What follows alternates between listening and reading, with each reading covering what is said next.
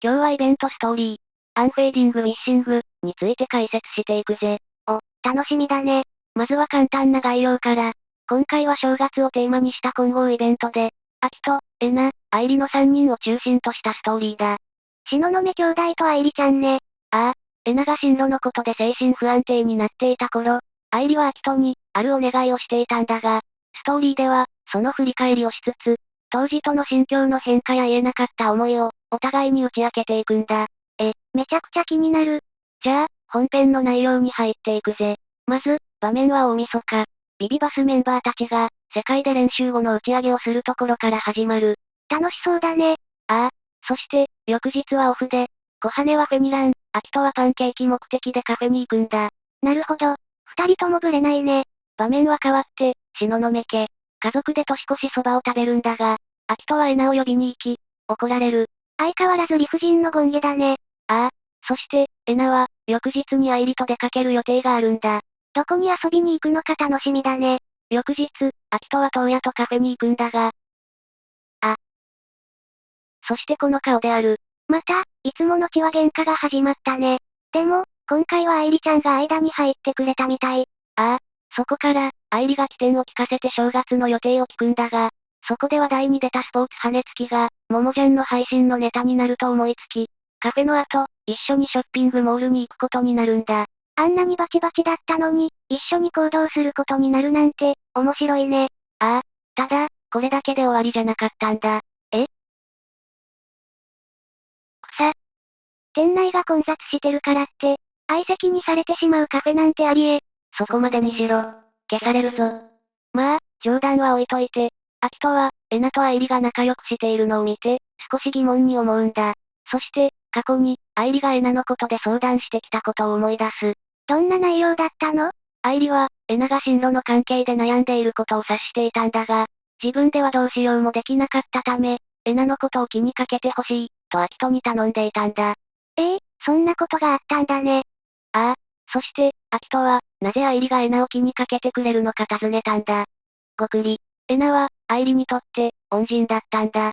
アイリは昔バラエティ番組に出演した際、クラスメイトにからかわれたことがあったんだが、その時にアイリを助けたのが、エナだったんだ。そんなことがあったの？アイリちゃんは、エナちゃんにお返しがしたかったんだね。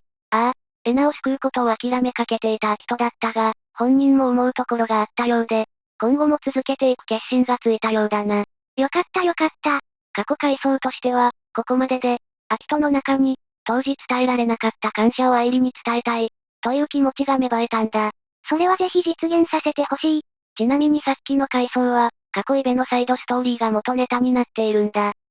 この内容でサイストなの？ああ、まあ、重要な話だし、掘り下げたかったんだろうな。なるほどね。今後もサイドストーリーについて取り扱っていくから、気になる人はチャンネル登録してくれよな。そして、カフェからショッピングモールに移動したアイリたちだが、スポーツ羽根付きを買ったり、駒を回したり、そして、エナは回る駒をスケッチするんだ。アイリちゃんにも、絵の上達が伝わったみたいだね。ああ、そして、アイリは、エナが辛い時期を乗り越えて、精神的にも成長していることを喜んでいるんだ。アイリちゃん、いい子すぎるね。そこからアキトの話題になるんだが、アイリは、アキトがエナを支えてくれていたことに対して、感謝をしているんだ。なるほどね。ただ、それと同時に、エナのことを押し付けてしまったという、申し訳ない気持ちも抱えていたんだ。そこまで考えることない気もするけど、複雑だね。そして、カイトが、アキトに直接気持ちを伝えてみることを勧めるんだ。ナイスなアドバイスだね。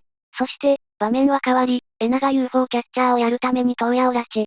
アキトはジュースを買いに行くんだが、アイリも同行することになるんだ。そこでアイリは、当時言えなかった、ありがとう、と、ごめんなさい、を伝えるんだ。カイトさんと話していた内容だね。伝えられて本当によかった。そして、アキトも、アイリへの感謝を述べるんだ。アイリちゃんに背中を押してもらえたからこそ、エナちゃんを諦めず、付き合い続けたんだもんね。ああ、その通りだ。実はお互いが支えになっていて、お互いに感謝を伝えたいと思っていたんだ。いやー、いい話だね。そして、そんなことがあったとは知らない当人は、めちゃくちゃ満足そうだね。そして帰宅後、エナはアキトの部屋を訪れる。エナはアキトに選別として、パスポートケースを送るんだ。エナちゃんがアキトくんにプレゼント。頭でも打った、それとも夢落ち？そう言いたくなる気持ちもわかるが、現実だ。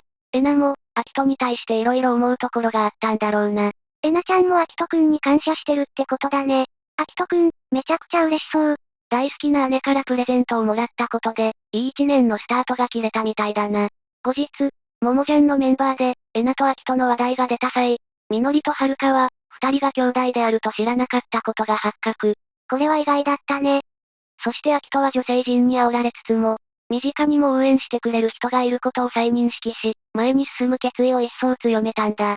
以上が、アンフェーディング・ウィッシングの解説だ。今回もありがとう。これは、秋愛を望む可能性の獣が誕生してしまうね。最後に宣伝をさせてくれ。今後も、解説動画をじゃんじゃん出していく予定なので、いいね、チャンネル登録で応援よろしくだぜ。みんなのイベスト感想も教えてね。目指せ、全イベスト解説動画コンプリート。それでは皆さん、さようなら。